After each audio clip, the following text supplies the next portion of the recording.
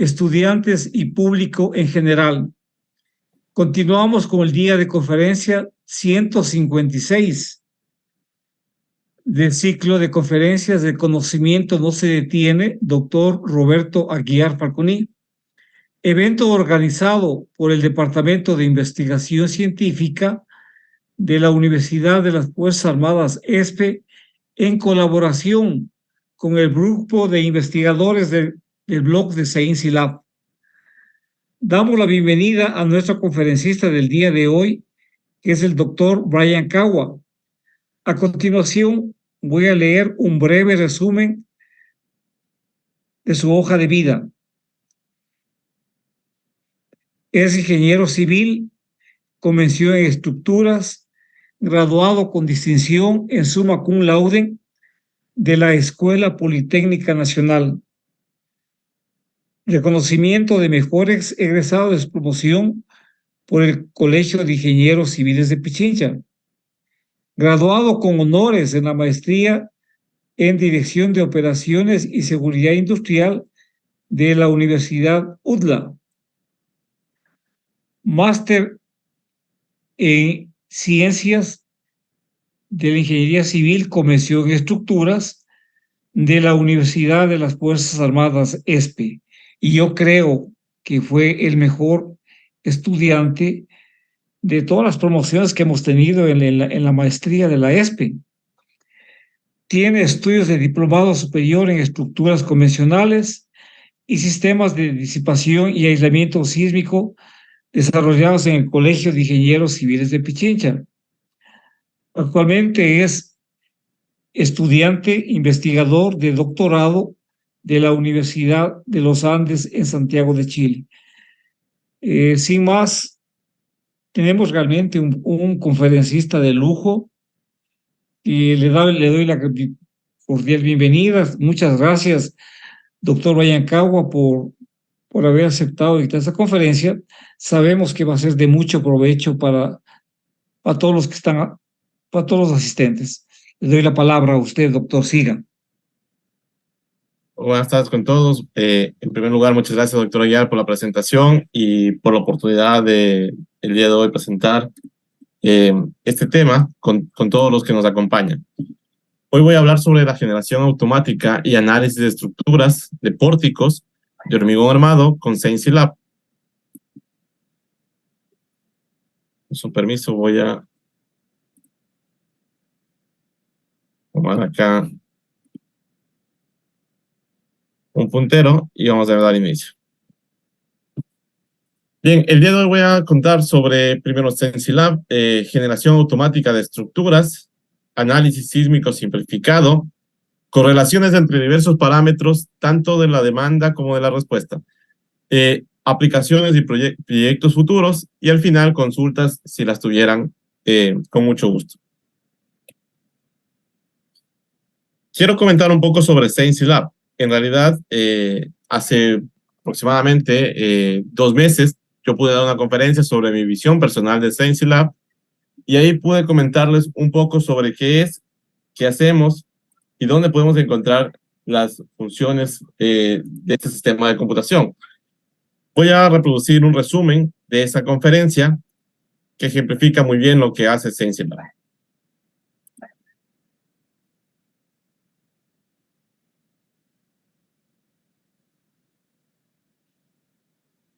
Lo mejor que se puede compartir es el conocimiento. Y dentro de este blog, lo mejor que se puede compartir es el conocimiento. Y dentro de este blog se ha generado un espacio en el cual hemos podido compartir con amigos de México, con amigos de Chile, con profesores de Bolivia y de muchas partes del mundo, en realidad. Estuvimos también acá con gente de Estados Unidos, gente de Argentina, y cada una de las conferencias nos ha permitido aprender un poquito más. El grupo de investigación Science Lab es un complemento para el aprendizaje en temas de ingeniería sísmica e ingeniería estructural, pero también lo hemos aplicado en algunos temas de consultoría, en esos campos de los que yo les acabo de nombrar. Más allá de las funciones, más allá de los programas, son las personas que han apoyado, que han contribuido al desarrollo de estas funciones.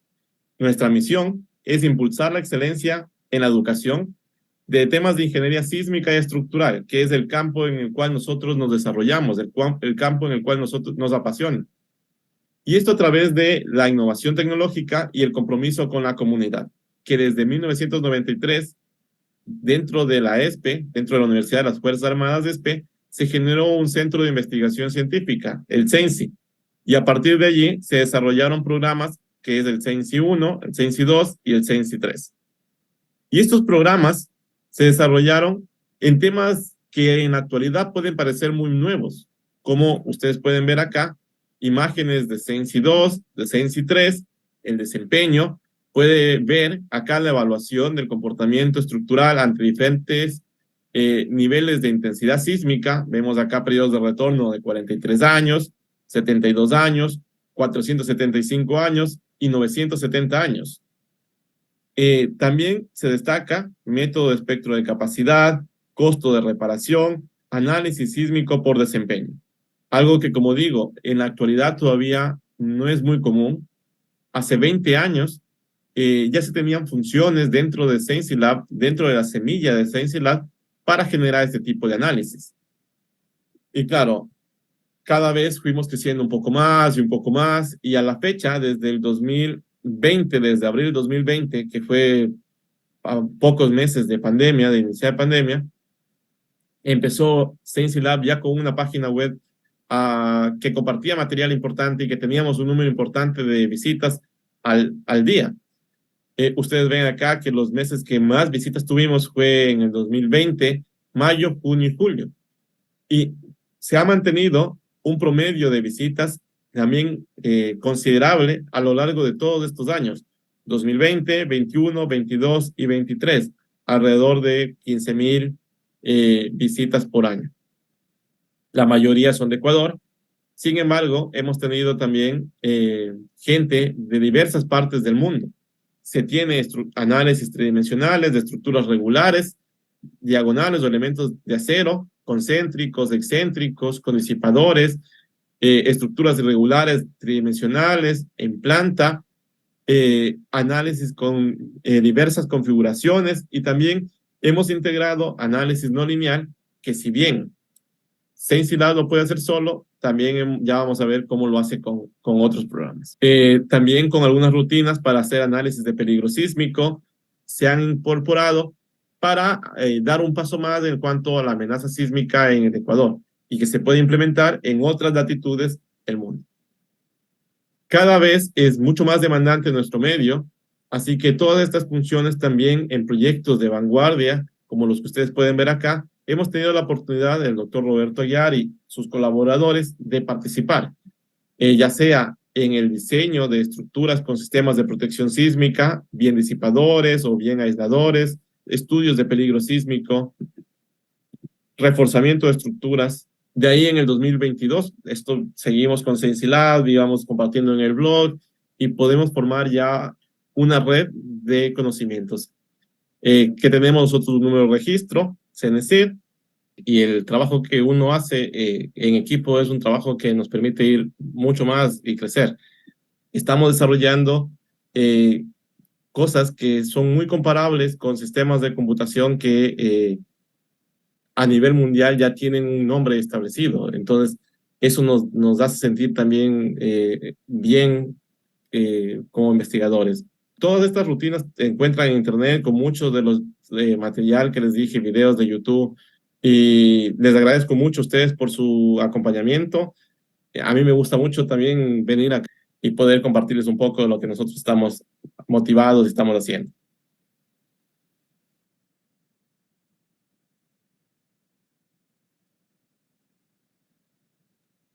Muy bien, este video resume básicamente que las personas detrás del programa, detrás del blog, son las que generan este cambio, son la fuerza que nos permite avanzar.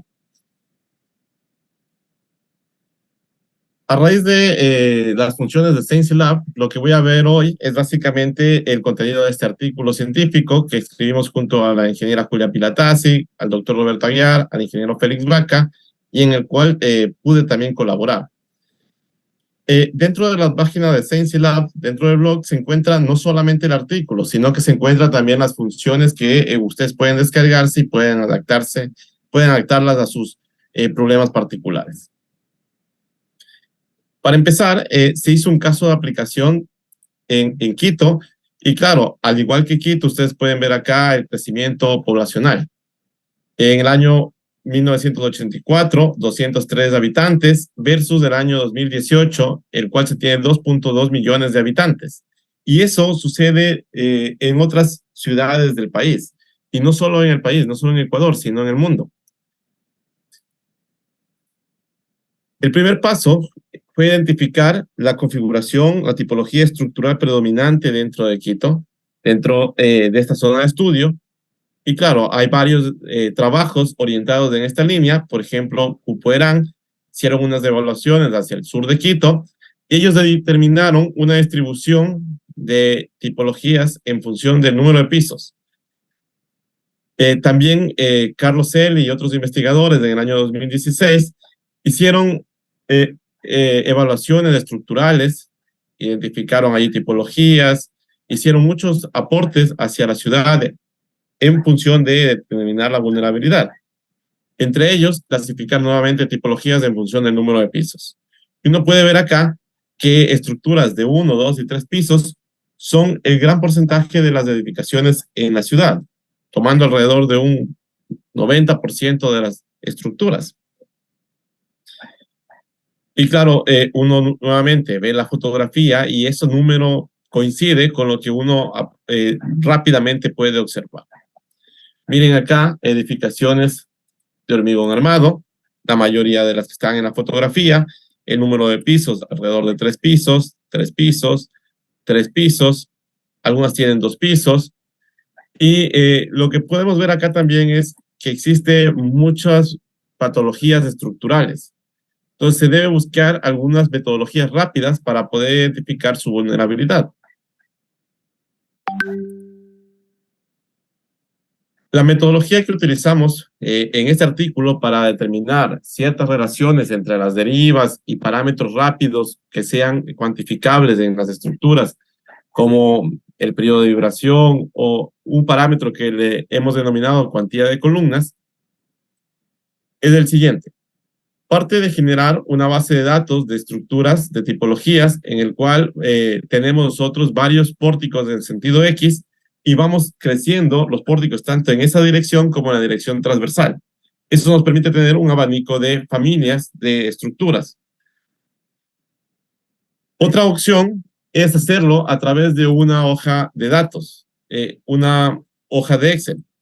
Y allí, en esta hoja de Excel, identificar parámetros como la geometría. La geometría está definida por la separación de los vanos, las luces de los vanos en sentido longitudinal y en sentido transversal. También está definida esos parámetros a través del material. Es decir, si bien es hormigón armado, ¿cuál es su módulo de elasticidad? Parámetros que después nos van a permitir calcular la rigidez de las estructuras, al menos de manera elástica. La sección de los elementos, como son pórticos, necesitamos cuál es el ancho y el alto de las columnas, el ancho y el alto de las vigas, y también las cargas en cada uno de los pisos, entre algunos otros parámetros que ya los vamos a ir viendo más adelante.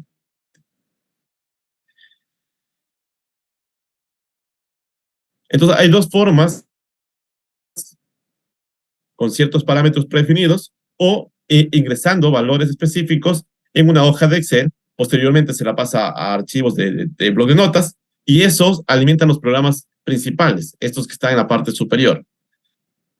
Acá, la ventaja de utilizar programas computacionales como MATLAB y incorporar herramientas como las de ScienceLab es que uno programa un algoritmo para una estructura, para hacer el análisis sísmico y determinar, por ejemplo, las derivas, periodos, la altura de piso, entre otros parámetros, para una estructura, y esto se automatiza. Es decir, con un for, uno dice desde la estructura número 1, haga el análisis, termina el análisis para esa estructura y pase a la siguiente. ¿Cuántas estructuras? N estructuras, las que uno quiera analizar. Y los resultados se van a ir almacenando en archivos de blog de notas o en algún otro formato de resultados. Este es el que es más fácil de manejar. Una vez que se tengan los resultados, después se puede postprocesar toda esta información para buscar tendencias y para identificar si hay parámetros, si hay relaciones entre estos parámetros que sean útiles para nuestra práctica de ingeniería. Entonces voy a ir describiendo cada una de estas etapas y después les voy a mostrar cómo hemos aplicado estas funciones en lo que se está trabajando en la actualización de las normas ecuatorianas de la construcción, tanto en diseño sismo resistente como en la norma de hormigón armado. Allí, a diferencia de un diseño tradicional de una estructura donde el objetivo es identificar de manera concreta la cantidad de acero, ir diseñando elemento a elemento con mucho detalle, en este tipo de estudios, en este tipo de investigaciones, lo que requiere uno es parámetros. Parámetros al analizar no solo una estructura, sino varias estructuras. Una muestra que sea suficientemente representativa de la población que uno esperaría. Entonces, vamos desde paso 1, desde la generación de estructuras. Les comentaba que hay dos formas de generar estructuras. Una es con algoritmos, identificando acá ciertos parámetros y que se vayan creando familias de manera aleatoria. Entonces, lo típico es tener estructuras donde en el frente tengamos 2 vanos en la dirección longitudinal, 3 vanos, 4 vanos o ya eventualmente hasta 5 vanos. Y en el sentido transversal, este número de vanos también va a ir creciendo en esa misma relación, desde 2 hasta 5. Esto nos permite tener diferentes tipologías en base a la geometría de las estructuras, como ustedes pueden ver acá. Y los datos se los va almacenando en ciertas matrices. No voy a tener tanto en las matrices, pero lo que quiero mostrar es que son muy fáciles de utilizar las rutinas. Primero, tienen comentarios. Línea a línea, uno va colocando allí comentarios para que no solo el programador las use, sino que se pueda extender su aplicación. Y miren, acá hay una rutina que se llama vanos en sentido X. El primer numerito es cuántos vanos tiene la estructura. Digamos, tiene 2 vanos. Y cuánto es la separación o el ancho de cada uno de esos vanos. Entonces, si tenemos 2 vanos, aquí vamos a tener un ancho 1, un SB1 y un SB2. Que en este caso se han colocado 4 metros y 4 metros, aunque no necesitan ser de igual longitud.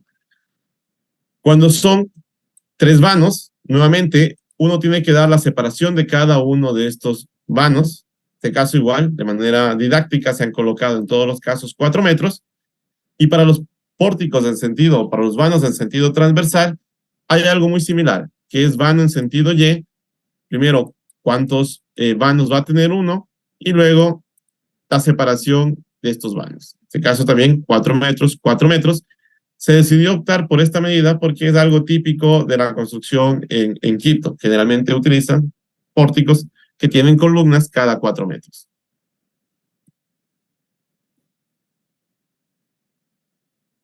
El segundo paso es identificar que para hacer uso de las funciones de análisis matricial, uno tiene que describir los grados de libertad. Y básicamente a la estructura uno la divide en pequeños elementos, en elementos tipo barra, en elementos que tienen 2 nudos, un nudo inicial y un nudo final. Y cada una de estas barras está definido por estos 2 nudos. Luego, a estas barras se les asigna propiedades, y la área de la barra, la inercia de la barra y la longitud de la barra. En cuanto a los materiales, lo que interesa en realidad es cuál es el módulo de elasticidad de este elemento. Estos son todos los datos que se utilizan para hacer un análisis matricial. Entonces, acá ustedes ven cómo se han numerado los grados de libertad para el análisis sísmico. Generalmente lo que nos interesa es la componente horizontal. Por lo tanto, se asume que las vigas de un piso son axialmente rígidas y ustedes ven acá grado de libertad 1. Para el piso 2, todo el piso es axialmente rígido, grado de libertad 2, y algo similar para el piso 3. Una vez que se enumeran estas componentes en sentido horizontal, se procede a enumerar para cada uno de los nudos las componentes en sentido vertical y el giro. Y eso se lo hace de manera secuencial, tal como ustedes lo pueden ver acá. Grado de libertad 4 y 5, 6 y 7, 8 y 9, etc. Las funciones dividen en cada vano 2 vigas porque se están pensando en que posteriormente se podrían incluir diagonales en B invertida o generar configuraciones como diagonales en X de múltiples pisos para evaluar cuál es el impacto de reforzar estas estructuras con este tipo de elementos.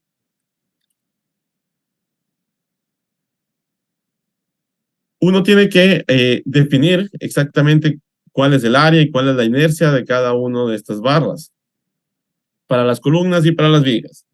En una primera instancia, lo que nos interesa es, al final, tener una nube de puntos que representen una aprobación, una cantidad suficiente de estructuras para generar estos patrones. Entonces, aunque no son realistas desde el punto de vista de la ingeniería, al final el ingeniero tiene que decidir dónde va a hacer el corte.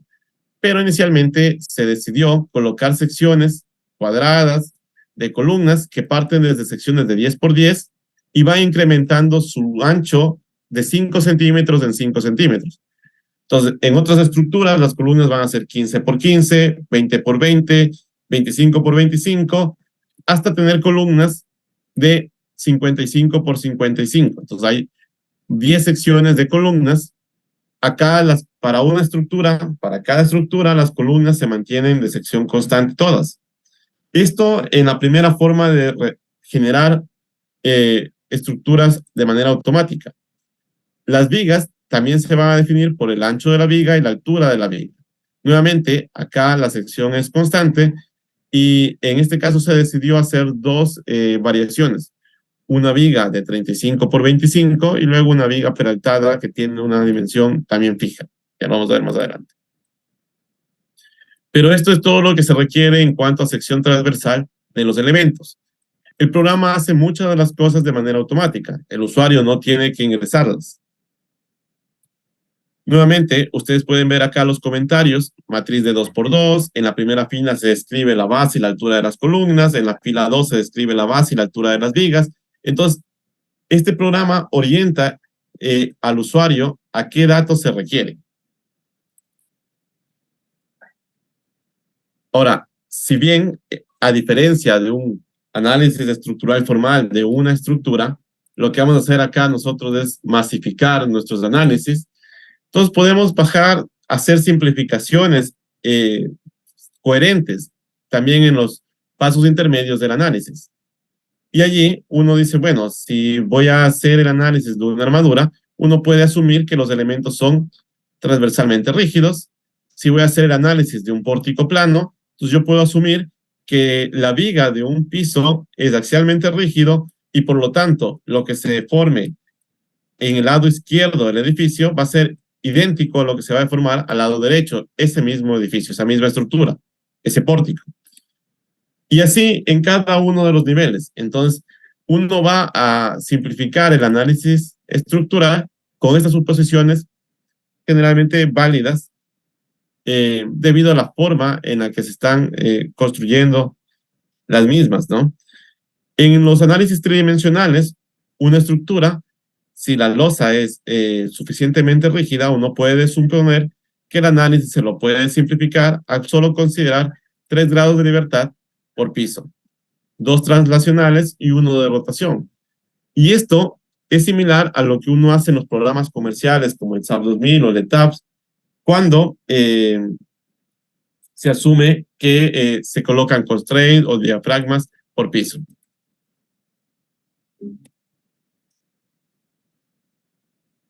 En realidad, cuando uno entiende que en la universidad se da mucho énfasis al método matricial y eso se aplica también en cada una de las siguientes etapas, inclusive en los programas comerciales, se facilita mucho generar análisis estructural. Y es bastante sencillo. El objetivo es que la matriz de rigidez, que es algo muy importante para nosotros, que relaciona las fuerzas y los desplazamientos, se compone para una estructura o para un pórtico en base a la rigidez de los elementos que lo componen. En este caso, si yo tengo un pórtico de un vano, un piso, tendría dos columnas, una viga. Por lo tanto, su matriz de rigidez para esos grados de libertad que están indicados en la pantalla, considerando esta viga axialmente rígida, que son 5 grados de libertad, la matriz de rigidez va a ser una matriz de 5 por 5. Y esa matriz va a ser el ensamble de la matriz de rigidez de los elementos. Es decir, dependemos de la rigidez de cada uno de los elementos y esa rigidez de los elementos va a componer la matriz de rigidez total. Entonces, va uno a identificar la rigidez de cada uno de los elementos, donde va a contribuir en la rigidez global. Entonces, somos un equipo, todos vamos a apoyar de cierta manera a conformar la rigidez y cada uno tiene una función específica, dependiendo de su ubicación. Ustedes pueden ver acá, esta columna va a contribuir a los grados de libertad que están al lado izquierdo, mientras que esta columna de acá va a contribuir a los grados de libertad que está al lado derecho. Entonces, esa es la esencia, hacer un problema difícil en problemas fáciles. Esa es la esencia de las estructuras. Nuevamente, lo que necesitamos nosotros es hacer análisis sísmico. Lo que nos compete muchas veces es hacer cuál es la consideración de la componente horizontal del sismo. Y esas componentes, esas fuerzas, se los hace con simplificaciones, con fuerzas estáticas equivalentes por piso. Nuevamente, las simplificaciones también se las hace a los modelos y uno identifica que hay un parámetro importante, la matriz de rigidez, que relaciona las fuerzas con los desplazamientos, con los Q minúsculos. Que si bien esta matriz de rigidez es una matriz de 5 por 5, yo podría simplificar aún mucho más este problema, asumiendo que lo que me interesa en realidad es la componente horizontal y generando condensación estática para no tener que ver todos los grados de libertad, sino únicamente un grado de libertad. Esa condensación estática ya tiene una secuencia predefinida para calcularlo. Básicamente, acá las fuerzas que se dan en todos los demás, en el vector V, que no corresponden a la fuerza lateral, a la fuerza en el grado de libertad 1, son 0. Se resuelve un sistema de ecuaciones de dos incógnitas y acá fácilmente uno identifica cuánto debería ser la matriz de rigidez lateral de esta estructura. La ventaja de utilizar estas metodologías es que son bastante eficientes para programarlas. Y esta secuencia no cambia si nosotros ampliamos nuestra estructura a más que solo un vano, un piso. Entonces, yo sé que acá hay muchos estudiantes, matricial, análisis sísmico, y estas son las bases que a ustedes les van a permitir después pasar a programas más complicados y entender bien lo que estamos haciendo. Nuevamente, lo que necesitamos es hacer análisis en un sentido. Para ello, si ya determino yo la matriz de rigidez de un pórtico, la matriz de rigidez lateral de la estructura es la suma de las matrices de rigidez lateral de cada uno de los pórticos que ensamblan a esa estructura. Entonces, ustedes pueden ver acá que tenemos en sentido X al menos dos pórticos, uno que está en la parte frontal y uno que está en la parte posterior. Nuevamente, la belleza de las estructuras es un problema grande, dividirlo en problemas pequeños. Es como el cuento del gato con botas, ¿no? Allí el ratoncito estaba ante un problema complicado. El gato estaba ante un problema complicado, enfrentándose a un monstruo, y claro, le dijo, pide un deseo. Él le dijo, transfórmate en un ratón, y aprovechó el gato para comérselo. Entonces hizo que ese monstruo que veía enfrente, ese ogro, se transforme en algo pequeño que él podía manejar, y ahí sí fácilmente resolvió su problema. Acá lo mismo. Los métodos matriciales nos permiten ensamblar todos estos análisis, ensamblar la generación de los grados de libertad o las coordenadas generalizadas, calcular la matriz de rigidez de cada uno de los pórticos, hacer la sumatoria de la matriz de rigidez de cada pórtico para tener la matriz de rigidez lateral de la estructura, y todo esto con simplemente programar para una estructura y aplicar unos cuantos unos cuantos bucles dentro de los sistemas computacionales. No voy a tener en la secuencia de cálculo, pero ustedes pueden bajarse las rutinas y allí sí visualizarlas fácilmente. Ahora, el método matricial de las estructuras, en el pregrado, en los posgrados, le dedicamos mucho tiempo, ya que primero, tienen la ventaja de ser programables, segundo, son altamente sistematizados y relacionan aspectos tanto de fuerzas como de desplazamientos, que son los procedimientos típicos dentro de la práctica de ingeniería. Acá quiero mostrarles, tal vez en algunas de otras presentaciones ya lo he hecho, la conferencia del doctor Arturo Tena Colunga, profesor de la UAM en la Ciudad de México, y me gustó mucho esta conferencia que hablaba sobre métodos de análisis sísmico en Bolivia. Acá ustedes ven el enlace si lo desean después de esta conferencia o algún otro día visualizar.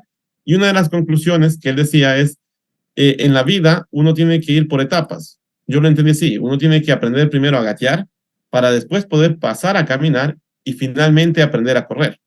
Y todas estas etapas son igualmente importantes. Si bien lo que queremos hacer es hacer análisis de estructuras complicadas, estas estructuras complicadas se las puedes componer en problemas simplificados, haciendo análisis en el plano o haciendo análisis con sistemas de un grado de libertad por piso, o inclusive entendiendo el problema desde el punto de vista del sistema de un grado de libertad. Los sistemas de protección sísmica uno los podría entender en teoría y todo lo que es análisis sísmico basado en desempeño, utilizando modelos a este nivel, a esta escala, que son muy manejables. Ver toda la secuencia de análisis y después es fácil de extrapolar a algo más avanzado. Lo único que cambia es el modelo. De ahí las secuencias de análisis, los pasos, las teorías, los supuestos son los mismos. Entonces, siguiendo este ejemplo, lo que vamos a hacer nosotros es simplificar nuestra análisis, no una estructura tridimensional, no marcos planos, sino hacer análisis de un grado de libertad por piso, que después podemos, con las matrices de transformación, pasarnos o regresarnos a otros sistemas más complicados, sí. Pero nuestro objetivo es hacer análisis acá, en sistemas donde a una edificación uno la vea como un conjunto de masas concentradas y de un grado de libertad por piso. Esto facilita mucho tanto la eficiencia computacional, ya que lo resuelve en pocos segundos el computador, y también la programación. Ahora, otro dato del cual no hemos hablado, que si bien ya tenemos nosotros parámetros como la matriz de rigidez, necesitamos también el área de construcción. Entonces, en cada uno de los pisos, lo que estamos haciendo son estructuras regulares. Entonces, multiplicando la longitud en sentido X por la longitud en sentido Y, que sería la sumatoria de los vanos en sentido X y la sumatoria de los vanos en sentido Y, respectivamente, al multiplicar estos parámetros, uno puede obtener el área de cada uno de los pisos. Y al sumar el área de todos los pisos, tendríamos el área de construcción. Nuevamente, acá no participan los subsuelos. Estamos hablando de estructuras de vivienda de 1, 2 y 3 pisos, que son las predominantes en la ciudad de Quito, yo diría en el Ecuador. Otro aspecto interesante es, bien, ya hemos hablado de la estructura, ahora hablemos de las acciones externas, por ejemplo, el sismo. Y eso, generalmente utilizamos metodologías como análisis estático equivalente o análisis modal espectral. Requerimos definir un espectro de diseño y las normativas ya nos dan parámetros para ello, que dependen, entre tantas cosas, del tipo de suelo, de las características específicas del sitio. Y en Quito se tiene predominantemente suelos tipo C, D y E. Y en realidad, en las zonas habitables, uno lo que encuentra es suelos tipo D, generalmente. A partir de ello, uno, si ya tiene la matriz de rigidez de cada estructura, puede calcular las áreas de los elementos de cada columna, las áreas de construcción, y también puede definir acá, bajo estas rutinas, los espectros de diseño. Estos espectros dependen de la zona sísmica. Ya sabemos que estamos para la ciudad de Quito, entonces uno identifica allí la zona. Sabemos que la región sierra, y lo vamos a hacer para diferentes tipos de suelo, empezando por el suelo tipo D. Entonces, acá uno da esos parámetros dentro de las rutinas. El programa lo que hace es resolver mediante estos métodos simplificados, estático equivalente, modal espectral, y obtener desplazamientos en cada piso y obtener derivas. Desplazamientos de derivas, ustedes lo pueden ver que está calculado acá. Acá dice desplazamientos modales, CQC, que es una combinación modal completa. Después se obtiene la deriva en cada uno de los pisos y se obtiene la deriva máxima indistinto del piso en el que estoy analizando. Nuevamente, esto se lo programa para una estructura y después el programa lo automatiza para el resto. Uno de los parámetros de interés para nosotros era identificar la cantidad de columnas, no la cantidad de acero, no la cuantía de acero de una columna específica, sino viéndolo de manera global. De manera global, y tenemos nosotros lo siguiente. Yo tengo una estructura que puede tener varios subsuelos. Digamos que esto es un subsuelo, ¿ya? Subsuelo 1. Y varios pisos desde la planta, desde el nivel de la acera. En este caso, yo acá tengo una estructura de 3 pisos. Parte de los datos de este parámetro es calcular en el numerador el área de columnas en planta baja. El área de columnas que va a tener que controlar el mayor cortante basal. Y esa área de columnas, ustedes pueden ver acá las columnas en planta baja, es decir, a nivel de la acera, que están de color rojo. Una vista en planta sería lo que ustedes ven acá. Si yo calculo el área de una columna base por altura, el área de la columna 2 base por altura, y sumo todas las áreas de todas las columnas, yo tendría el área de los elementos resistentes a las cargas laterales, es decir, el área de columnas. Acá solo es de estructuras de pórticos. Entonces, esta sumatoria de área de columnas me da el numerador. Y es un parámetro fácil. Uno inclusive en una evaluación estructural puede ir a la obra con un flexómetro, estimar cuánto es la base, cuánto es la altura de la columna, estimar así de todas las columnas y hacer el sumatorio en planta baja. Tendría el numerador de este parámetro denominado cuantía de columnas. Nuevamente, el área de construcción es un parámetro fácil de cuantificar y el área de construcción es el denominador de este parámetro. El área de construcción es simplemente para los pisos que están sobre el nivel de acera, que es lo que típicamente va a vibrar durante la acción sísmica y lo que va a contribuir a estas fuerzas laterales, a estas fuerzas inerciales. Entonces lo que nosotros hacemos es para los pisos, para estos 3 pisos, calculamos la longitud de esa losa en sentido longitudinal, en sentido transversal, en sentido X y en sentido y multiplicar esos dos en estructuras regulares nos daría el área de construcción del nivel 1. Hacemos lo mismo para los siguientes niveles y cuando sumamos el área de construcción de estos 3 niveles, tendríamos el área de construcción que aporta a las cargas sísmicas reactivas, que va a ser el denominador. Nuevamente, esto en obra es bastante sencillo de hacerlo. Una cinta, uno puede determinar estas áreas y uno puede fácilmente identificar cuánto es la relación del área de columnas sobre el área de construcción. Esto es en planta baja y esto es el total, el área de construcción total, ¿no? Entonces, este parámetro, más adelante lo vamos a ver, se denominó cuantía de columnas. Y si bien varios autores a nivel mundial lo utilizan, la idea es el ingeniero Félix Vaca, a través de sus observaciones en las entidades colaboradoras, siempre determinaba cuando llegaban los proyectos estructurales esta relación: área de columnas en planta baja sobre el área de construcción total. Y si esa cuantía estaba más allá del 4 por 1000 en estructuras de hormigón armado, uno decía, bueno, las derivas van a estar del 2% o menos, las derivas inerásticas.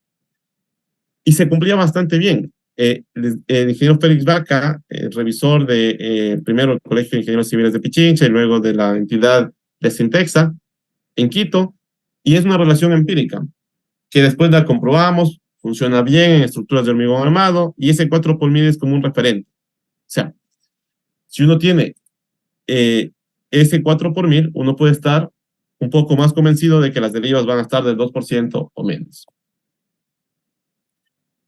Ahora, otras personas que nos han contribuido también a este ciclo de conferencias, el doctor Thomas Gelderman, tenía otros parámetros similares. Él decía, bueno, uno de los parámetros en el perfil biosísmico es, bueno, ¿cuál es la altura de la edificación desde el nivel de planta, desde el nivel de la acera?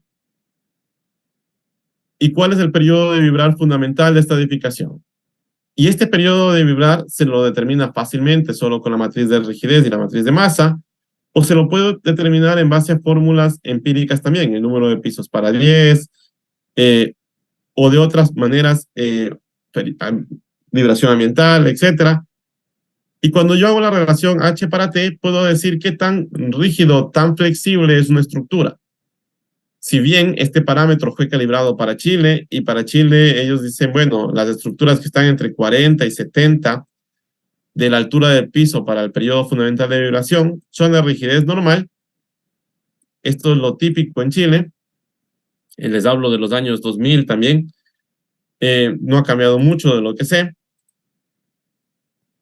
Si está menos que eso, son estructuras flexibles. Y si está más, son estructuras rígidas.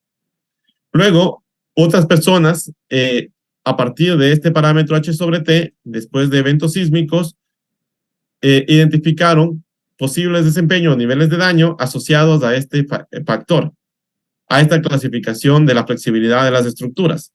Y lo que dicen, bueno, para nuestras estructuras en el rango de rigidez normal, de 40 y 70, uno esperaría daño estructural leve o daño no estructural. Eso, digamos, en Chile. Y si está una estructura mucho más rígida, nosotros para el sismo de diseño esperamos un daño despreciable en realidad, muy rígido. Si es más flexible, bueno, ya el nivel de daño se puede incrementar. Y ellos, claro, no tenían parámetros H sobre T en su evaluación en el año 2002, en este artículo, Moroni y Astroza, Maximiliano Astroza, de alrededor de 20. Entonces ellos lo dejaron en daño moderado. Pero uno puede extrapolar esto y decir, si las estructuras tienen un H sobre T del orden de 20 o menos, el daño va a ser o completo o casi colapso. Y eso sí se corrobora en nuestro país. Lamentablemente, en el 2016 tuvimos un sismo importante en la costa. A raíz de eso, habieron algunas investigaciones, y esta en particular, el doctor Pablo Caiza, con algunos estudiantes, ahora ingenieros graduados de la ESPE, identificaron los parámetros H sobre T sin y con mampostería. Y el H sobre T de 10 estructuras está sin mampostería, sin considerar la mampostería de relleno, entre 10 y 20. Y considerando la mampostería de relleno, el H sobre T puede estar un poquito más, tal vez entre 20 y 30. Desde el punto de vista de nuestros amigos chilenos, son estructuras extremadamente flexibles, es decir, que van a tener un nivel de daño importante durante un evento sísmico. Acá es cómo se reduce el periodo al considerar la mampostería, y cómo cambia el parámetro H sobre T nuevamente al considerar mampostería. El H sobre T aumenta en un 60%, ya que los periodos se reducen en alrededor de un 35%. Esto nuevamente en edificaciones, donde la mampostería juega un papel importante. Con este nivel de H sobre T entre 10 y 19, lo que se estima es mucho daño y probablemente colapso. Y eso es lo que se catalogó o lo que se observó en el año 2016 en nuestras estructuras.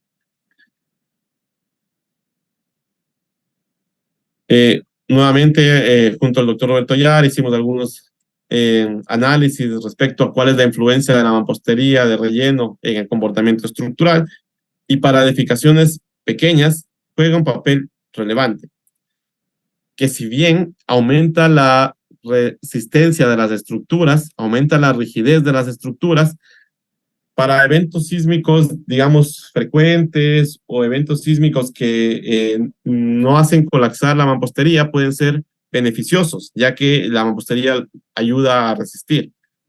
Y generalmente nuestras estructuras son esqueletos de columnas y vigas muy esbeltos, muy endebles, que si no tuvieran esa mampostería, tuvieran para sismos frecuentes, yo, en mi opinión, daños muy considerables, inclusive colapsos parciales. No significa que la mampostería es 100% buena tampoco, ya que cuando se supera, se rompe la mampostería, se supera ese nivel de resistencia, los daños suelen ser frágiles, suelen ser catastróficos, generando pisos blandos generalmente en los primeros pisos y haciendo que colapse una losa sobre otra. Entonces ahí hay que también tener ciertos cuidados.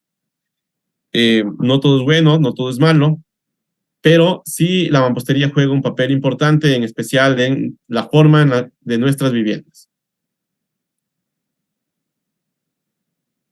Regresando un poco al artículo, yo les comentaba, lo que hacemos es una familia de estructuras, modelamos alrededor de 200 estructuras de 3 pisos, y claro, algunas venían desde columnas de 10 por 10 hasta columnas de 55 por 55, un poco más robustas o mucho más robustas,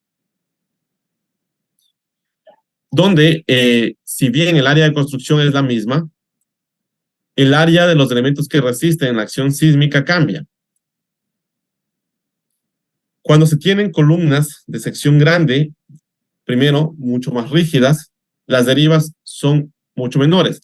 Ustedes ven en el eje vertical, tenemos las derivas, y claro, esas columnas o esas estructuras con columnas tan robustas van a tener derivas pequeñas.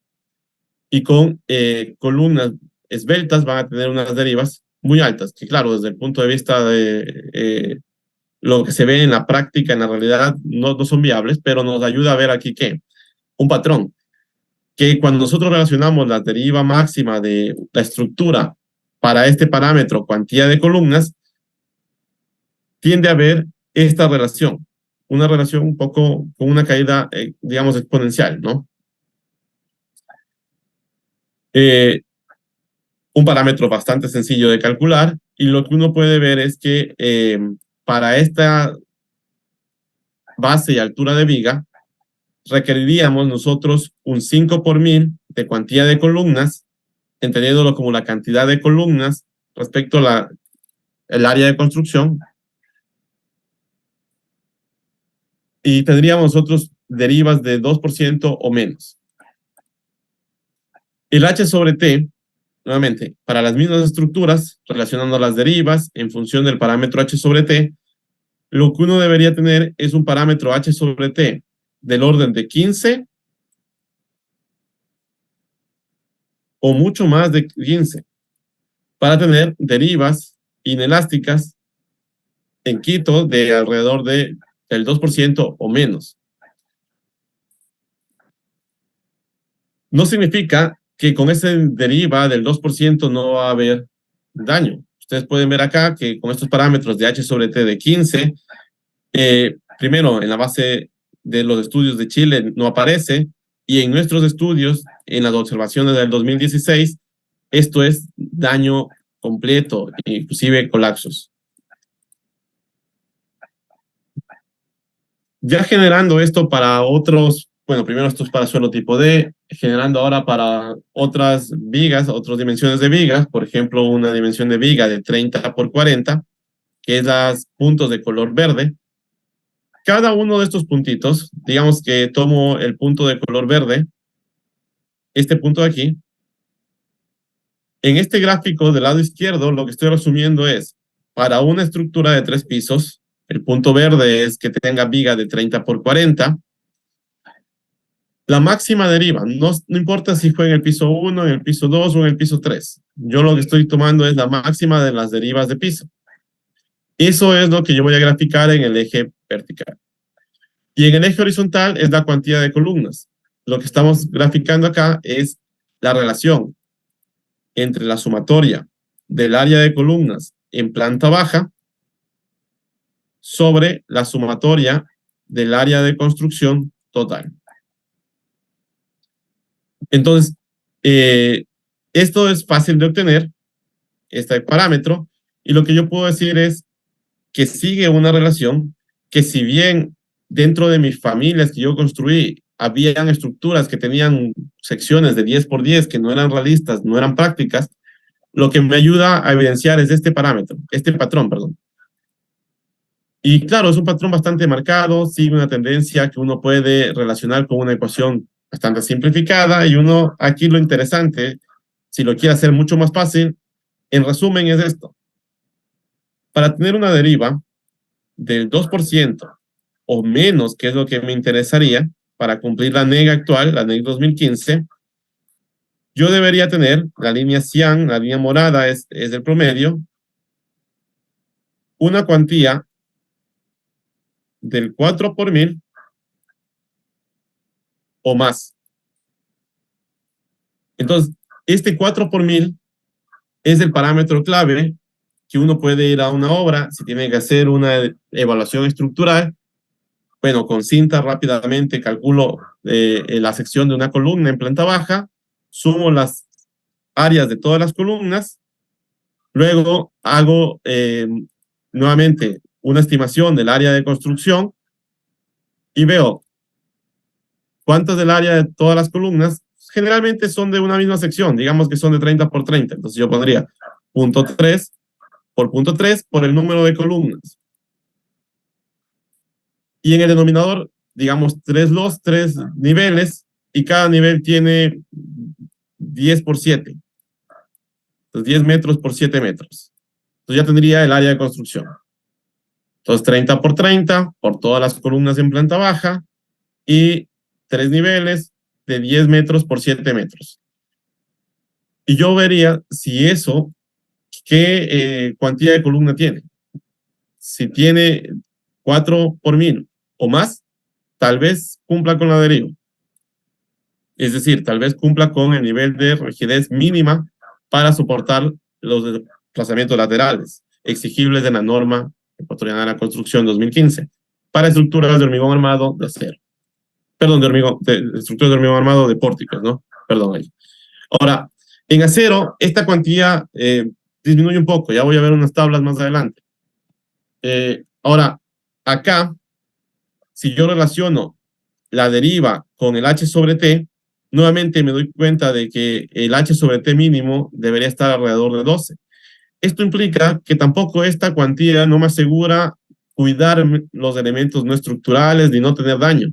Esto es lo mínimo necesario para cumplir la norma ecuatoriana de la construcción, y esto es lo mínimo necesario, entre comillas, para que tal vez no colapse la estructura durante un sismo de diseño. Pero no significa que la voy a cuidar de los daños. Nuevamente hay una relación entre la deriva y el periodo de la estructura, parece bastante lineal. Esto se evidencia con estos análisis. Y luego dijimos, bueno, ya está bien, si modelamos columnas de 10 por 10, la gente va a decirnos esto no es real. Si bien nos ayuda a identificar patrones, hagámoslo algo más realista. Y eso es lo que hicimos. Tomamos una base de datos de estructuras reales, de 100 estructuras aprobadas en la ciudad de Quito. No se identifican allí los nombres de las estructuras, la ubicación, lo único son los parámetros. Y los parámetros son el módulo de elasticidad de los elementos, la carga en cada uno de los pisos, tanto de permanente, cargas muertas, cargas vivas, número de vanos en X, la separación de cada uno de estos vanos, el número de pisos, la altura de cada uno de los pisos, y el número de vanos y la separación de vanos en sentido transversal. Acá ya podíamos nosotros tener una configuración, si bien todavía regular, podríamos irlo adaptando mejor. Cambiando, por ejemplo, acá ustedes ven diferentes colores para las columnas. Hay unas columnas azules, hay unas columnas anaranjadas y hay unas columnas verdes. Esto es porque uno puede para cada columna colocar la base y la altura de la columna específica, la base y la altura de la viga específica. Entonces, hay más flexibilidad al utilizar esta metodología de ingresar datos. Una vez que ya uno ingresa una serie de datos que requieren materiales, que requieren de dimensiones del pórtico y de dimensiones de la sección transversal, el proceso es el mismo en realidad. El proceso es que ya se tienen las rutinas específicas para generar los análisis. Pero uno llena esta matriz, que es bastante sencilla. Miren, acá está. Tiene que completar con ceros en el caso de no tener más datos. Por ejemplo, aquí el módulo de elasticidad es un solo valor para todos los casos, para todos los elementos, columnas y vigas. El resto de filas se completan con ceros. Esta era una estructura, me parece que de un piso. Entonces, claro, aquí dice número de pisos 1. Entonces, la altura de piso es solamente un valor, 2,70 metros, y el resto de casillas puede ir con ceros. Es importante ponerle ceros, después solo copiar los números. Generalmente, para hacer estos análisis no nos interesa las etiquetas. Ya el programador identificó cómo están en función de la distribución de estos numeritos, cómo está la organización de la matriz que se crea. Entonces yo necesito guardar esta control C, control V en un bloc de notas como números, simplemente como datos. Y cada estructura es un bloc de notas. Estructura 1, estructura 2, y así teníamos 100 estructuras. Estructuras ya con dimensiones reales. El proceso, similar. El programa va a automatizar los análisis, la matriz de rigidez lateral del pórtico, luego compone la matriz de rigidez de la estructura, sumando las matrices de rigidez lateral, hace los análisis estático equivalente, modal espectral, los análisis simplificados, y obtiene derivas, obtiene periodo fundamental, obtiene parámetro H sobre T, etc. Los resultados se los almacena en archivos nuevamente de texto que se van a leer por unas funciones establecidas para obtener estos parámetros, estas relaciones características, estos gráficos. ¿Qué se obtuvo para Quito? Primero, acá estamos en suelo tipo D. Acá ustedes pueden ver nuevamente la relación entre la deriva de piso versus la cantidad de columnas. Cada uno de los puntitos es el resumen de una estructura de su máxima deriva indistinto del piso y de su cuantía de columna indistinto del y su cuantía de columnas, que sería la sumatoria de el área de columnas sobre la sumatoria del área de construcción. Nuevamente, aparentemente hay una tendencia que nos dice que si yo tengo una cantidad de columnas del 4 por 1000 o mayor a eso, probablemente mi deriva de piso va a estar del 2% o menor a eso. Sin embargo, la variabilidad en los análisis estructurales es grande, y para esa misma cuantía del 4 por 1000, uno podría tener derivas hasta del 3,5% dependiendo de otros factores. La distribución de las columnas, ya estos son proyectos reales, entonces claro, hay variabilidad.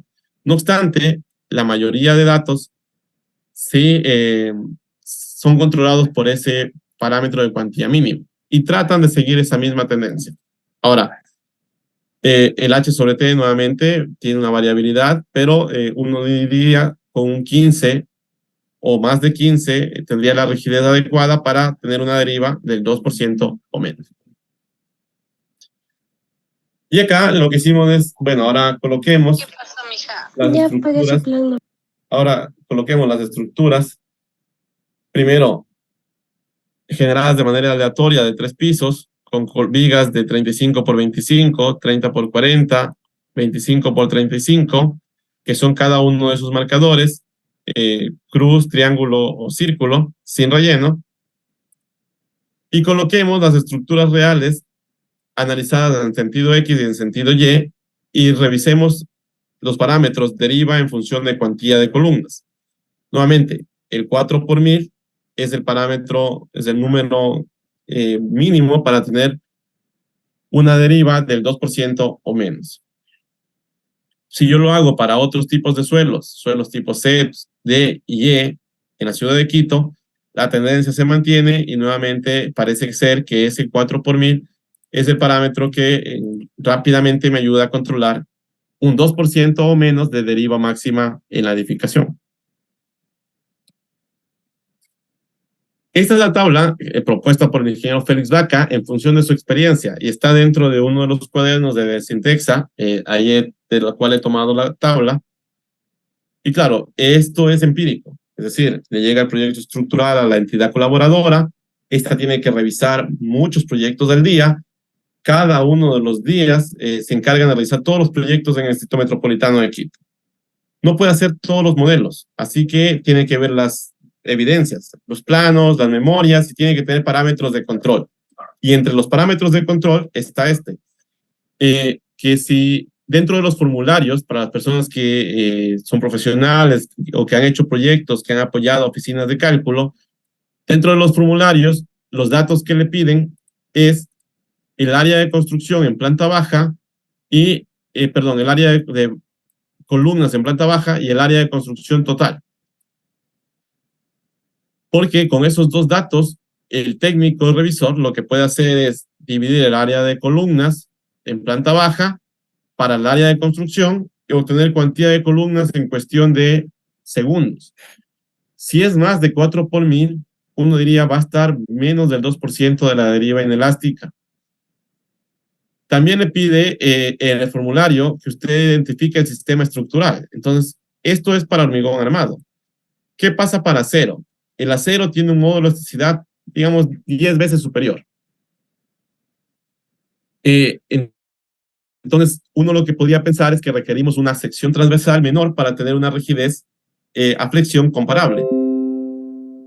De la experiencia del ingeniero Félix Vaca en sus años de revisor, él determinó que con un 3 por 1000 podría cumplir ese 2% de deriva. Y luego, si uno tiene muros o si uno tiene otros sistemas estructurales, acá ustedes pueden ver cuántos serían esas cuantías mínimas recomendadas. Acá en la norma de vivienda, dentro de la actualización de las normas de cuantía de la construcción, se está colocando como recomendación al menos cumplir con este 4 por 1000.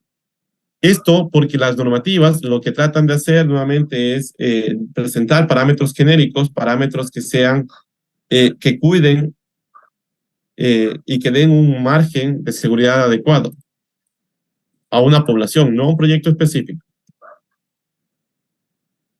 Ahora, acá hay reflexiones, ¿no? Yo les mostraba que para las tendencias usábamos columnas de 10 por 10, que no eran realistas, y luego las limitamos, miren, luego las limitamos, decimos, bueno, ya parece que los proyectos reales, que son estos de puntitos de diferentes colores, en lo que sí se tiene es derivas desde el 3.5% hasta menores a eso. Entonces limitemos ese eje, cortemos a las estructuras aleatorias, generadas aleatorias a ese nivel de deriva. La tendencia tiende a ser la misma, pero claro, nosotros reconocemos las limitaciones de estos métodos, que si bien son útiles para identificar patrones, que si bien son útiles para encontrar relaciones sencillas de aplicar, también son simplificadas. Las barritas no identifican primero la conexión de manera adecuada. Y eso ni siquiera haciéndolo en programas computacionales que uno a veces dice hace análisis no lineales, hace análisis pushover, tiempo historia. Hay que tener mucho cuidado con cómo se hacen esos análisis. Primero, qué está ingresándose de datos o cómo se están modelando los elementos y las interacciones. En la realidad, por ejemplo, columnas de sección de 20 dificultan la conexión con las vigas. Si no hay una buena conexión, no hay una buena transferencia entre los momentos de las vigas o de las losas a las columnas y a su vez no va a haber una buena transferencia a cimentaciones. Entonces, hay que tener cuidado con siempre que hacemos nosotros los análisis estructurales y distinto del software, inclusive en el SAP 2000, en el ETAPS, lo que generalmente modelamos son barras. Entonces luego uno tiene que identificar que el detallamiento sea adecuado. Esto, pues, comentarles de que no solo en el trabajo que les mostré tiene limitaciones, sino también en la práctica profesional. En este sentido, desde el 2020 se viene trabajando en la actualización de la norma ecuatoriana de la construcción, algunos colegas, y claro, en Hormigón Armado, que es la que estoy yo como presidente del comité, lo que estamos haciendo es basándonos en ACI 318-19, en normas internacionales. Pero si bien nos basamos en normas internacionales para las ecuaciones y la formulación del diseño de la columna, de la viga, del muro, no podemos basarnos en estas normas para recomendaciones en cuanto a materiales, en cuanto a nuestra forma de construir en Ecuador. ¿Qué pasa con los elementos como las mamposterías? ¿O qué pasa con las cargas sísmicas reactivas, etcétera? Inclusive el nivel de cargas de un país a otro va a variar. La ocupación, los niveles de riesgo aceptables también cambian. Entonces, esas consideraciones las hemos ido pensando no solo en hormigón armado, sino en las otras, en estructuras de acero, peligro sísmico y diseño sismo resistente, en estructuras de vivienda, etcétera. Y yo voy a comentarles acá de algunos casos de los cuales hemos aplicado con algunos colegas, amigos, esta metodología para identificar patrones y para hacer recomendaciones a estas actualizaciones. Primero, ya les comenté, les adelanté, esta cuantía del 4 por 1000 de columnas, que no es acero, sino es sección transversal de columnas en planta baja sobre área de construcción total, se va a incluir dentro de la norma de vivienda con un parámetro mínimo. Y acá la ventaja es que, claro, llevamos 3 años pensando con muchas personas de mucho valor. No voy a dar nombres, tal vez se van a quedar muchos por fuera, digamos, en este corto tiempo. Cuando salgan los documentos, ustedes van a ver quiénes han sido los que han estado involucrados allí. Han hecho un trabajo excepcional realmente. Y todas las decisiones hemos tratado de irlas pensando en cuál va a ser el impacto, cómo se va a manejar, si es seguro utilizar estos parámetros, qué los respalda. Y bueno, dentro de eso, uno de los parámetros que llamó nuestra atención es las cargas sísmicas reactivas. Por ejemplo, en las normas lo que se dice es, dependiendo de la ocupación de la edificación, si es de bodega, uno tiene que, además de considerar la carga muerta total, peso propio y los componentes permanentes de una estructura, considerar que durante una acción sísmica va a haber un porcentaje de carga viva presente. Carga viva porque si es almacenaje, van a haber allí cartones, van a haber archivadores, etcétera, que van a estar muchas veces anclados al suelo, o que debido a su peso van a ser como un anclaje y van a contribuir a las fuerzas inerciales. Entonces, ¿cómo las maneja el código? A través de utilice un 25% de la carga viva, utilice un 15%. Y acá hay varios trabajos, el cual dice que esto es decisivo al momento de calcular el desempeño o el comportamiento de la estructura. Miren, acá hay un trabajo de Reyes y otros en 2018, en el cual ellos, para edificaciones de almacenaje, hicieron varios modelos considerando bloques deslizantes y bloques fijos o porciones de bloques, e identificaron lo siguiente. Primero, que la carga viva mínima establecida por las normativas, inclusive el ACE, normativas americanas, podría subestimar las demandas de deriva con errores no conservativos. Es decir, utilizar simplemente ese 25% de carga viva debido al almacenamiento en la carga sísmica reactiva produce derivas 20%, se produjo derivas de hasta 20% menos que aquellas en los cuales el bloque se lo consideró como bloque deslizante. Entonces, cuando se hacen modelos más sofisticados, consideran los bloques deslizantes, allí se obtiene algo más cercano a lo que podría pasar. Y simplemente utilizar estas recomendaciones simplificadas pueden subestimar el nivel de deriva. Pero al menos algo se tiene con este 25%. Lo que estoy hablando de carga sísmica reactiva es esto, nuestras estructuras son tan fáciles en realidad. Yo personalmente, en algún momento uno se da cuenta y dice, esto es de niños, viene de que las fuerzas es igual a masa por aceleración. Nada más que esto. Y esto controla todo el diseño de nuestras estructuras. Y la masa viene de la carga sísmica reactiva, del peso sísmico dividido por la gravedad.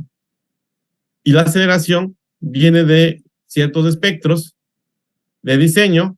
Acá está la aceleración, que es función del periodo de la estructura. Y que uno lo amplifica para tener en cuenta cosas que no conocemos, cosas que no podemos predecir debido a que son irregulares las estructuras en planta o en elevación. Entonces amplifiquémoslas. Son importantes porque son hospitales o porque son centros donde hay muchas personas. Aumentémosle esa aceleración en un factor.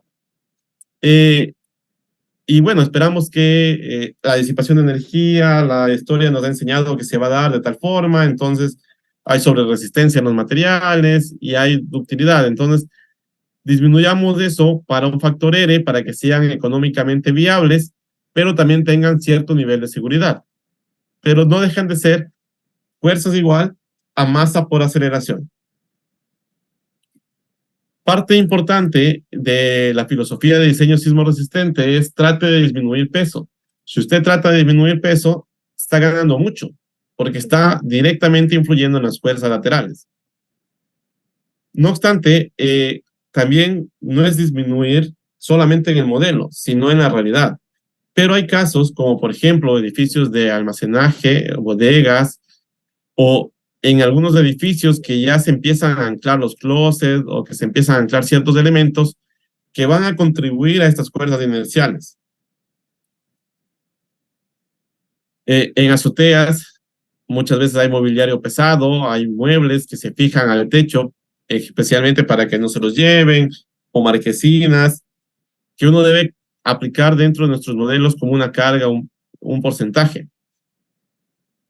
Y hay normas que consideran que si uno tiene edificaciones esenciales o importantes o áreas donde se van a dar congresos o se va a hacer cine, van a haber mesas, van a haber sillas ancladas al piso y que ese peso va a contribuir de manera importante a la carga sísmica reactiva, o las personas van a estar sentadas y probablemente allí va a haber un evento sísmico y eso va a contribuir en cierto porcentaje a la masa, ¿no? A la masa que va a vibrar de la edificación.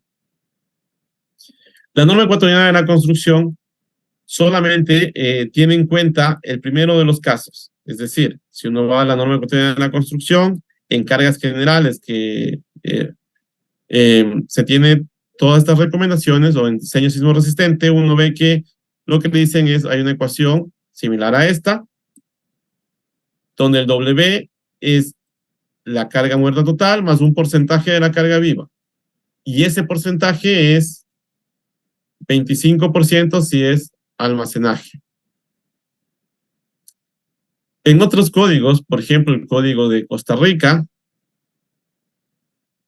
dice no solamente ese 25%, si es un edificio normal, incrementémosle un 15% por cualquier eventualidad. En Perú hacen algo muy similar, pero claro, en Perú el incremento es del 25%. Bueno, más allá de lo que haga una norma u otra, lo que trata de decirnos acá es que se requiere tener en cuenta esta participación. En ese sentido, junto con algunos colegas, lo que se hace es proponer, bueno, estudiemos un poco más cómo hacemos nuestra tabla para nuestras normas en Ecuador, y nos dice, bueno, pongamos porcentajes. Primero, si son techos, azoteas, no le pongamos ningún porcentaje. Pero si son edificios residenciales, oficinas, hospitales o restaurantes, el factor de un 15% nos parece lógico. Ahora, este factor de un 15%, yo personalmente creo que en Ecuador hacemos mucha investigación de muy alto nivel, pero a veces nos olvidamos de las cosas más sencillas que son cosas más del día a día.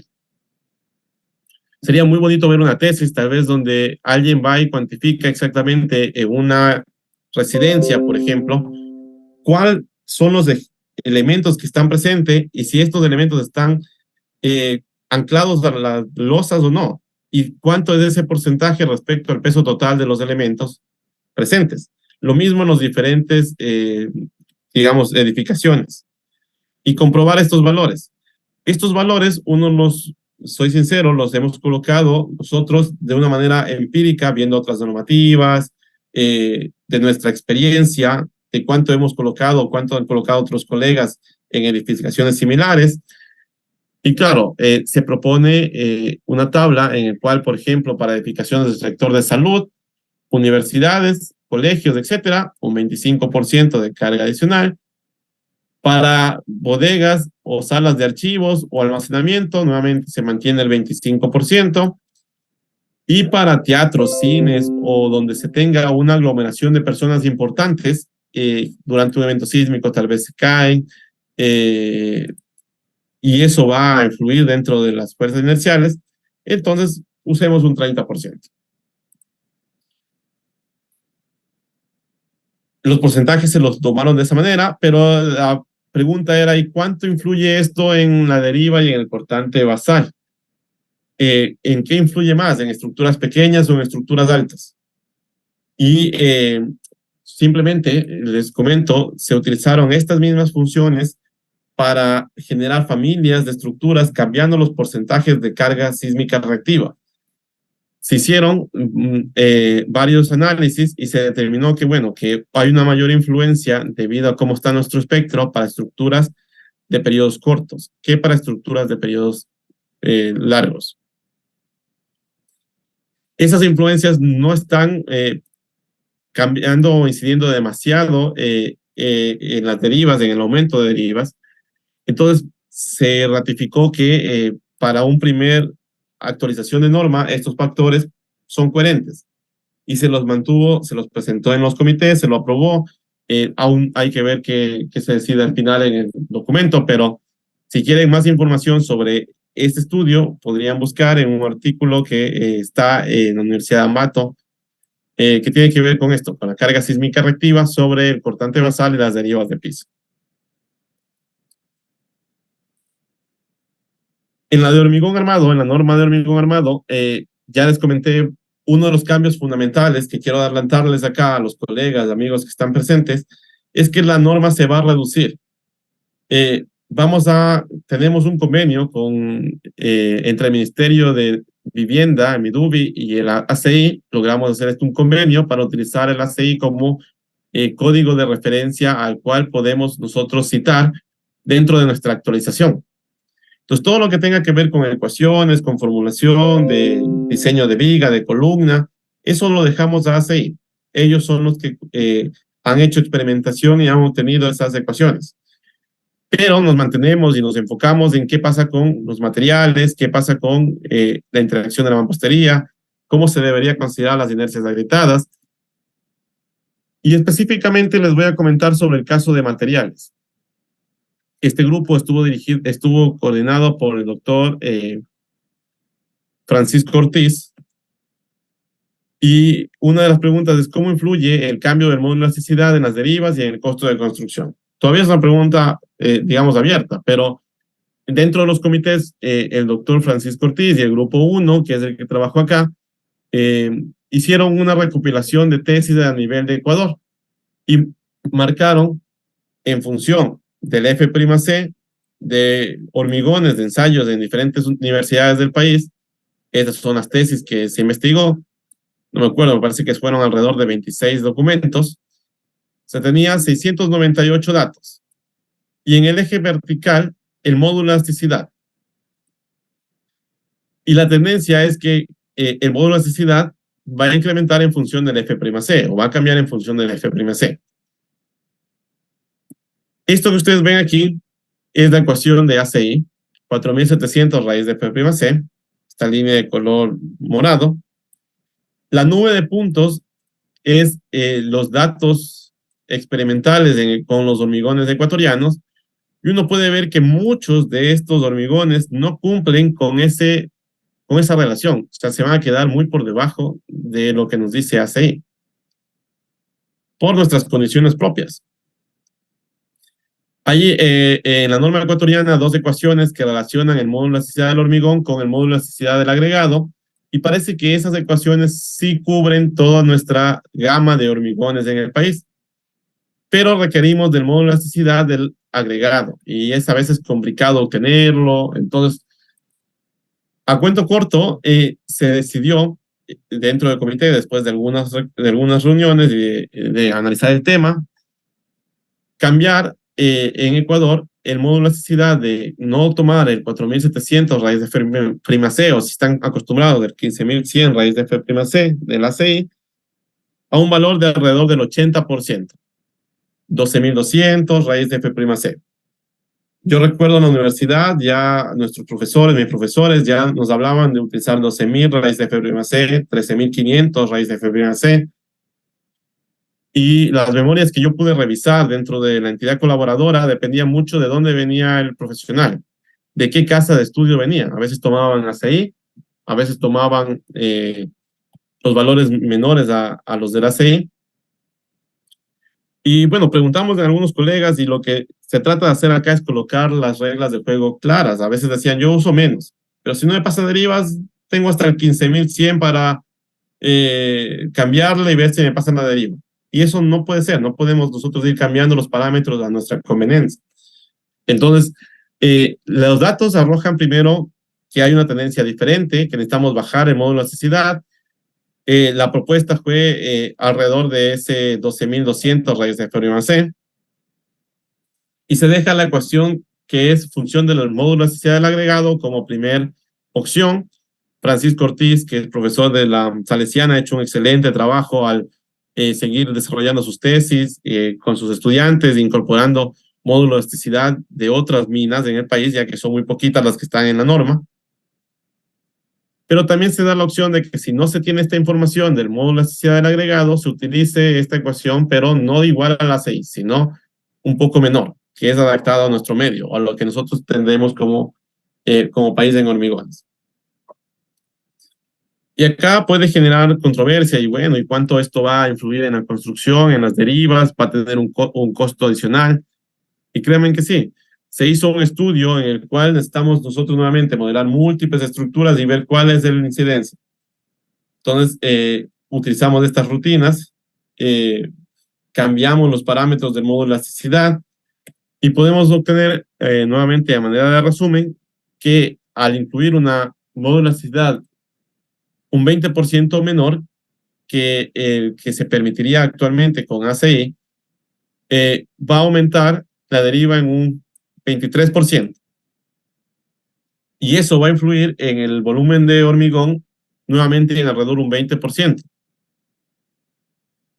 Ahora, esto es solo volumen de hormigón, no quiere decir que la construcción se va a encarecer en un 20%, pero nuevamente, acá soy sincero, no hemos hecho un detalle del presupuesto de una edificación y cuánto exactamente va a repercutir este cambio.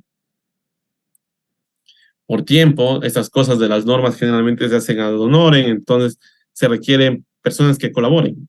Y nuevamente, acá hay oportunidad de tesis de hacer los análisis y hacer un detalle mejor para los costos y ver cuál es la influencia, no solo en el volumen de hormigón, sino ya a nivel de costos. Bueno, en resumen, primero la metodología que les mostré de generar de manera automática estructuras y generar patrones y relacionar parámetros es bastante útil. Se lo puede primero adaptar a la necesidad de diversas personas. Permite hacer 6 modificaciones al código, y esto generará más investigación. Además, está libre acceso en el blog de Sensible.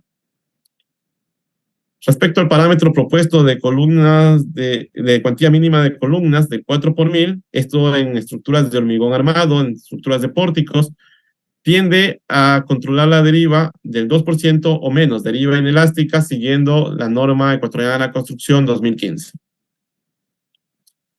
Parámetro H sobre T, 15 metros por segundo, es lo que se categoriza como muy flexible, que si bien se tiene derivas cercanas o superiores al 2%, esto implica mucho daño, inclusive puede implicar colapsos.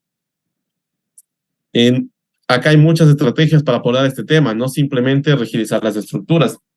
implementar sistemas de protección sísmica, pero claro, desde el punto de vista tradicional, como que son cosas más lejanas por los costos. Cada vez con más industrialización, esto parece más cercano, pero aún lo que más fácil de hacer es rigidez, que es lo que generalmente se hace en países vecinos, como en Chile. Y estos parámetros que se expuso acá, el H sobre T o la cantidad de columnas, pueden ser fáciles como parámetros, fáciles de medir como parámetros referenciales para obtener una pista de si su confío o no en que la estructura va a tener la rigidez adecuada para controlar las derivas. Muchas gracias por su atención. Si tienen alguna pregunta, con mucho gusto para responderles. Y claro, es importante entender que nosotros somos parte de los involucrados en la seguridad estructural como ingenieros, pero otra parte importante son los arquitectos, los demás colegas, ingenieros, profesionales del medio y también la sociedad. Ellos deben entender qué implica estos cambios. Muy bien, excelente presentación. Ahí están las preguntas. Por favor, contestemos esa primera pregunta de doctor. Claro, bueno, me dice acá, en primer lugar, agradezco sinceramente la conferencia. Mi consulta se refiere al porcentaje de excentricidad que los software comerciales consideran como mínimo para el cálculo de derivas, que generalmente es del 5%. Las funciones de SensiLab toman este factor en cuenta para sus análisis. Usted decía a ver si sería apropiado asumir ese valor del 5% para nuestra realidad en Ecuador o se podría proponer otro porcentaje. Ya, perfecto. Ese 5% de excentricidad mínima accidental es lo que generalmente marcan muchas de las normas a nivel mundial. Ellos marcan ese 5%. Ahora, me gusta más el enfoque que utilizan las normas mexicanas. La norma mexicana hace una distinción en función de la altura de la edificación y no utilizan un solo valor, que es un 5%, sino que utilizan un valor que va entre un 5% y un 10% de excentricidad mínima accidental y varía en la altura de la edificación. Entonces yo les recomiendo allí, si tienen dudas sobre si ese 5% es adecuado o no, investigar un poco sobre la norma ecuatoriana, perdón, sobre la norma mexicana. Y esta norma mexicana tiene las bases de dónde se fundamenta. Yo diría que esos son valores siempre mínimos, que uno debe estudiar su edificación. Si tiene una irregularidad importante, aberturas, si ese 5% va a ser o no va a ser adecuado. Ahora, directamente no lo incluye en el software y ningún software lo incluye si no lo activa. Entonces uno puede, inclusive en el SAP 2000 o en el ETAP, dejarlo desactivado. En el SAP 2000, en el ETAP, en los software comerciales similares, es fácil. Uno activa la casillita y pone allí 0.05 y ya tiene la excentricidad mínima para todos los pisos. Si el análisis modular espectral, uno puede poner para cada piso un valor diferente, así como lo establece la norma mexicana. Pero acá en SensiLab uno también lo podría incorporar. Uno lo podría incorporar, pero requiere de hacer ajustes manuales. Cuando uno ensambla las matrices de rigidez, allí uno puede ensamblar la matriz de rigidez sin la excentricidad accidental o hacer considerando casos, moviendo la excentricidad accidental. Digamos, si lo tengo acá, mover esa excentricidad accidental, centro de masas, hacia la izquierda un 5% y hacia arriba un 5%, hacia abajo y hacia la izquierda, o solo en uno de los sentidos. Entonces la norma inclusive nos pide hacer varios casos, no es un único caso. Y acá en SensiLab se lo podría hacer, pero requiere más trabajo, digamos, de programar las rutinas. Hay otra Muy pregunta. bien, tal vez. Hay otra pregunta, tal vez. Aquí hay una pregunta que para esa relación de la cuantía mínima en acero del 3 por 1000, con cuántas edificaciones en acero trabajaron el doctor Polo Vaca? Para Ya, saber si es que porque se entiende que en Quito hay muy pocas construcciones de acero. Ah, Ya, excelente pregunta. Sí, primero decir que todas estas relaciones son empíricas. Entonces, la única que hemos logrado probar, digamos, hasta donde yo conozco, es la de hormigón armado, que es lo que les mostré acá y fue junto con el doctor Aguiar y con Julia, pero las demás son solo en base a experiencias. Entonces, estas son muy pocas. Eh, yo desconozco exactamente el número. O sea, el que sabe el número podría ser el ingeniero Félix Vaca, pero igual no creo que lo haya ido marcando, digamos, dentro de una tabla, sino más bien dentro de cómo va a ir viendo él siempre los proyectos. A este proyecto, una cuantía de 3.5 por mil, el de acá una de 2.9, así. Entonces, y siempre relacionando esta cuantía, ¿qué deriva tuvo? Esta cuantía, ¿qué deriva tuvo? Esta cuantía, ¿qué deriva tuvo? Y un parámetro rápido es 3 por mil. Pero excelente. desconozco el número exacto. Yo sí creo que son menos que las de hormigón armado. Muy bien, excelente. Este momento voy a hacer un comentario a su trabajo. Realmente excelente la conferencia. Nos ha hablado de todo un poco, de la generación automática, las estructuras. Es algo muy lindo esa parte de ahí. Eh, la parte de Science Lab nos ha dado prácticamente una clase de matricial. Empezó a describir el ensamblaje directo, una clase espectacular de dinámica de estructuras, todo muy, muy bien. Y terminó con algo muy importante es los aspectos de tipo práctico, como lo que estamos viendo ahí, las propuestas de cuantía de columnas. Es muy interesante esa parte para tener parámetros, para ver si estamos haciendo bien las cosas o estamos haciendo malas cosas. Está muy bien. Sinceramente, hay mucho material para seguir estudiando. Excelente conferencia. Y quiero comunicarles a los asistentes. Esta es la conferencia 156 en forma consecutiva.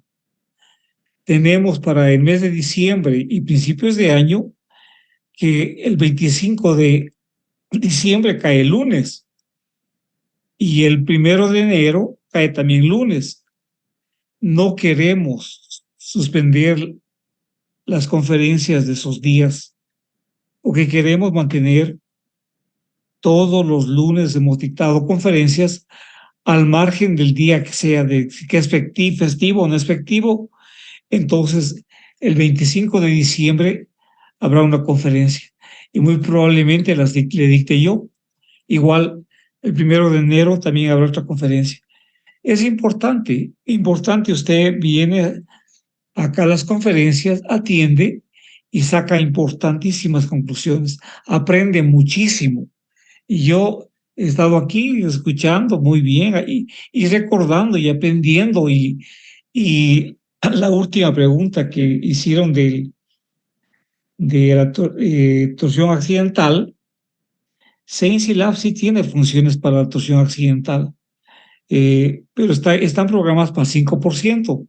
Pero acuérdense que Science Lab es para que el estudiante modifique. Es muy fácil modificarle. Modificar, no quiero el 5%, cojo y modifico y le pongo otro porcentaje más. Y también justo el día de mañana voy a hacer un cálculo. Estamos calculando una estructura irregular y yo me quedé con la estructura irregular únicamente a encontrar desplazamientos a nivel de pórticos. Eh, pero ahora con la pregunta que hicieron dije, no, también es verdad, tenemos que hablar ahí de la torsión accidental. Habida cuenta que el nuevo código, la propuesta del nuevo código, eh, dice, si su estructura tiene problema de torsión, usted tiene que arreglar ese problema. Ya no le van a dar factores de FIPE, FIE para que usted le penalice. Usted tiene que arreglar ese problema. Bueno, doctor Brian Kawa, su conferencia, como siempre, como todas las que nos ha dictado, excepcionales, muy buena conferencia. Y ahora voy a dar lectura al certificado de reconocimiento que se otorga al ingeniero Brian Cagua, futuro doctor, en agradecimiento a la difusión del conocimiento y su valiosa participación como expositor en el ciclo de conferencias. El conocimiento se detiene con el tema generación automática y análisis de estructuras aporticadas en hormigón armado con CINCILAB. Felicitaciones, una linda conferencia nuevamente y mi agradecimiento. Tal vez tiene algunas palabras que indicarnos, doctor. Bueno, primero muchas gracias a todos por asistir el día de hoy, por acompañarnos en esta conferencia y también por seguir con las conferencias de los lunes. Para mí, como el doctor Ayar, como somos organizadores, es confortante tener ese público que nos acompaña.